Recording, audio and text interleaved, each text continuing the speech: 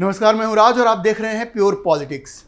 पाकिस्तान का जिहादी army chief Asim Munir वैसे तो हमेशा ही भारत के खिलाफ जहर उगलता रहता है। आपको याद होगा पहलगाम हमले के ठीक एक सप्ताह पहले उसने जो जहरीला भाषण भारत और हिंदुओं के खिलाफ दिया था वो सबने देखा था।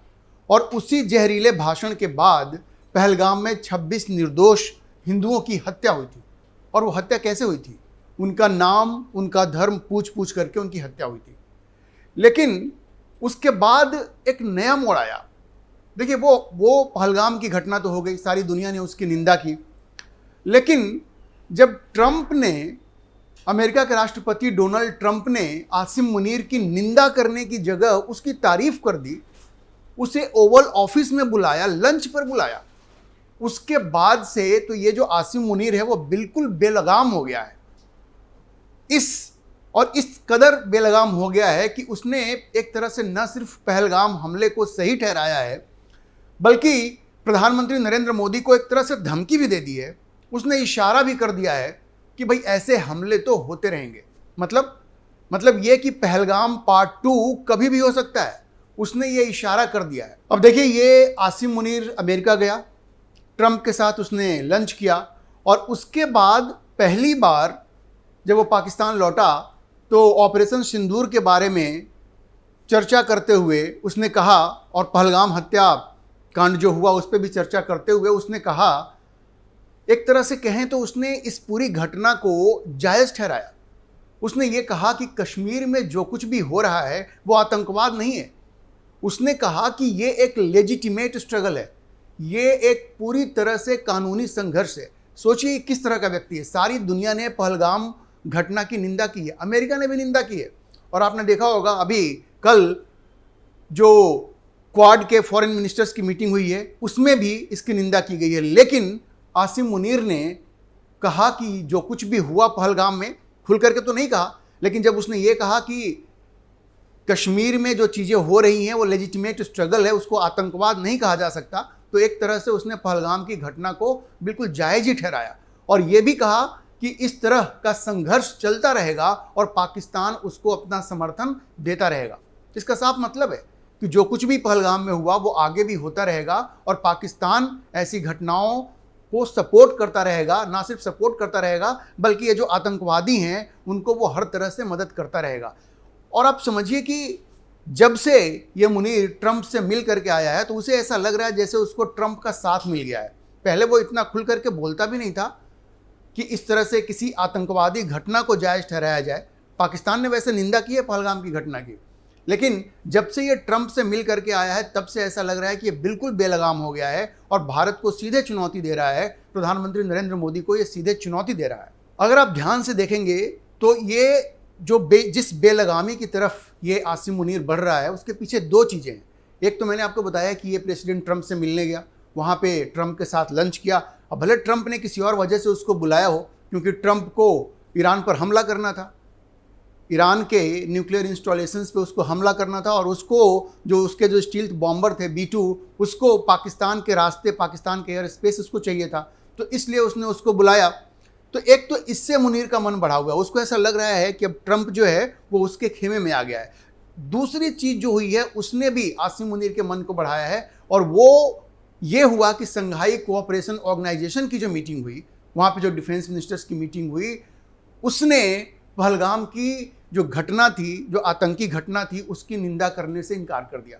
आपको पता होगा राजनाथ सिंह वहाँ गए थे अपने प्रतिनिधिमंडल के साथ, और जब राजनाथ सिंह ने कहा कि पहलगाम हत्याकांड की या आतंकी घटना की निंदा होनी चाहिए, तो चीन ने एक तरह से पाकिस्तान का समर्थन कर दिया और इस घटना की निंदा नहीं करने का फैसला किया SCO ने। और आपको पता है, इसको पहलगाम की जो घटना हुई उसकी निंदा ना करनी पड़े उसके लिए चीन और पाकिस्तान ने मिलकर के एक चाल चला। उसने कहा कि जो कुछ बलूचिस्तान में हुआ जाफर एक्सप्रेस में, उसकी भी निंदा होनी चाहिए। पहले तो ये कहा, दूसरी बार ये किया कि पहलगाम को हटा दिया, और फिर वो ये कह रहे थे कि अब हम जाफर एक्सप्रेस में की जो घटना हुई थी जिसमें बहुत सारे पाकिस्तानी सैनिक मारे गए थे और जिनका आरोप पाकिस्तान ने भारत के ऊपर लगाया था, उन्होंने कहा कि हम ज्वाइंट स्टेटमेंट में इसको शामिल करेंगे। बलूचिस्तान की घटना को हम शामिल करेंगे, लेकिन पहलगाम आतंकी घटना की चर्चा हम उसमें नहीं करेंगे। तब आपको याद होगा राजनाथ सिंह नाराज हो गए और उन्होंने उस ज्वाइंट स्टेटमेंट पे साइन करने से, सिग्नेचर करने से मना कर दिया। और ये चूंकि इसमें कोई भी जब ज्वाइंट स्टेटमेंट इशू होता है तो आपसी सहमति से होता है, चूंकि राजनाथ सिंह ने मना कर दिया इसलिए कोई ज्वाइंट स्टेटमेंट इशू ही नहीं हुआ। तो एक तरह से आप समझिए कि इतनी बड़ी आतंकी घटना हुई जिसमें 26 निर्दोष व्यक्तियों की हत्या हुई, उनका नाम और उनका धर्म पूछ करके टीआरएफ, द रेसिस्टेंस फ्रंट, जो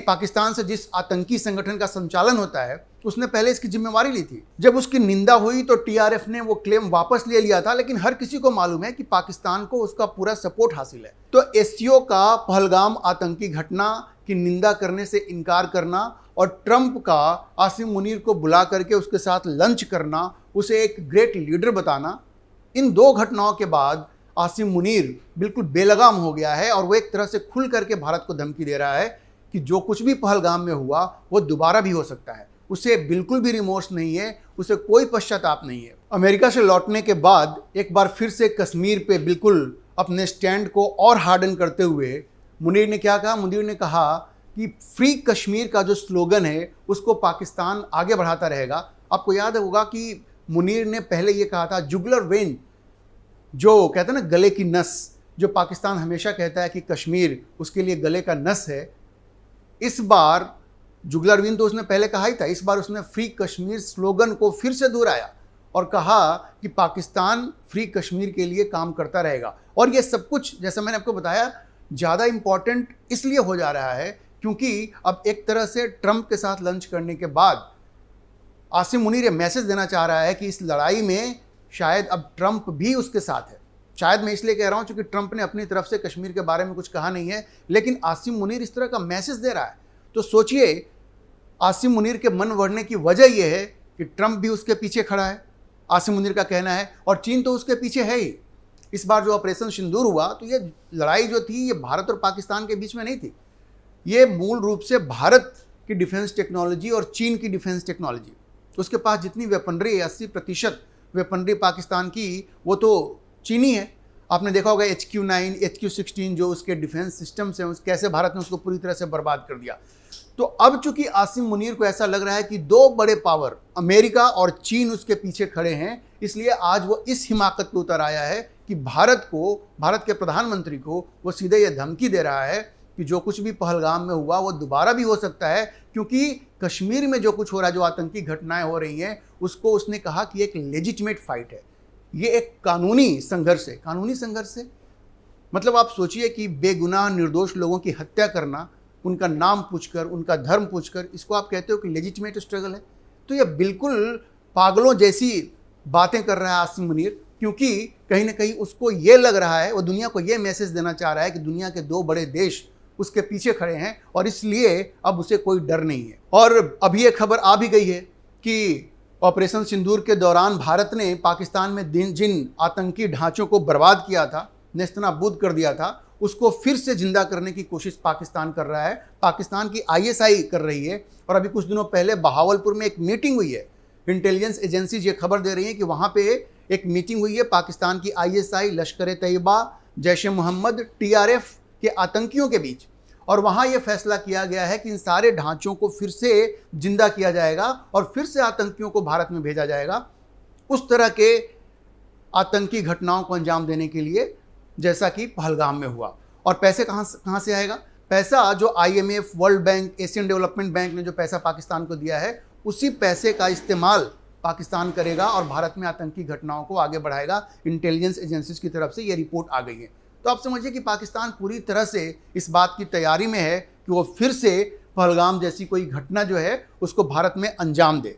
लेकिन भारतीय सेना भी इस बार पूरी तरह से तैयार है और भारत ने इस बार जो स्ट्रेटजी बनाई है वो बिल्कुल उसी तरह की स्ट्रेटजी है जैसी इजराइल ने ईरान के खिलाफ बनाया था। इजराइल और अमेरिका ने मिल करके ईरान के खिलाफ बनाया था, बिल्कुल उसी तरह की स्ट्रेटजी है। पहला, पाकिस्तान का ये जो न्यूक्लियर ब्लैकमेल है, एक तो उसको ख़त्म करना है। और जिस तरह से B-2 स्टील्थ बॉम्बर का इस्तेमाल करके ईरान के फोर्डो न्यूक्लियर इंस्टॉलेशन को बर्बाद किया गया, उसी तरह से भारत इस बार अग्नि 5 मिसाइल को इस्तेमाल करेगा B-2 स्टील्थ बॉम्बर के रूप में। और भारत अपना बंकर बस्टर बॉम्ब भी तैयार कर रहा है, जिससे कि वो जो किराना हिल्स के नीचे, सुरंग के नीचे, ज़मीन के नीचे जो पाकिस्तान के न्यूक्लियर वॉरहेड्स रखे हैं उनको बर्बाद करेगा भारत अग्नि 5 मिसाइल के वेरिएंट को यूज करके, और ये बंकर बस्टर बॉम्ब को इस्तेमाल करके। भारत बिल्कुल उसकी तैयारी कर रहा है। अग्नि 5 मिसाइल की रेंज को घटा करके उसका पेलोड बढ़ा देगा, और जो अपना बंकर बस्टर बम बनाया जा रहा है जो पाकिस्तान के परमाणु ठिकानों पर हमला करके उसके परमाणु जो वॉरहेड्स हैं, न्यूक्लियर वॉरहेड्स हैं, उनको पूरी तरह से बर्बाद कर देगा। और दूसरी चीज़ जो इजराइल ने किया इस बार ईरान में, कि उसके जो टॉप आर्मी लीडरशिप थी, टॉप आर्मी जनरल्स थे और न्यूक्लियर साइंटिस्ट थे, उनको चुन चुन करके मारा है। तो इस बार भारत की भी पूरी तैयारी है कि पाकिस्तान के भी जो टॉप आर्मी जनरल्स हैं, जिनमें कि आसिम मुनीर भी है, आसिम मुनीर ऑपरेशन सिंदूर के दौरान बंकर में छुपा हुआ था, तो भारत अब बंकर बस्टर बॉम्ब भी बना रहा है और B2 स्टील्थ बॉम्बर की तरह इस्तेमाल करेगा वो अग्नि 5 मिसाइल को। तो इस बार आसिम मुनीर भी बिल्कुल निशाने पर होगा, उसका बचना भी पूरी तरह से मुश्किल है। तो आसिम मुनीर ये सब जो धमकियां दे रहा है ना भारत को, उसे शायद अंदाज़ा नहीं है कि भारत इस बार पूरी तरह से तैयार है, और इस बार उसे बहुत महंगी कीमत चुकानी पड़ेगी अगर उसने कोई भी मिस एडवेंचर किया और अगर पहलगाम की घटना को उसने फिर से दोहराने की कोशिश की भारत में। अभी के लिए इतना ही। हम इस खबर पर नज़र बनाए रखेंगे और आपको अपडेट करते रहेंगे। आप इस मुद्दे पर क्या सोचते हैं, कमेंट बॉक्स में अपनी राय जरूर लिखें, और अगर आपको ये वीडियो पसंद आया हो तो आप इसे लाइक करें, शेयर करें और हमारे चैनल को सब्सक्राइब जरूर करें।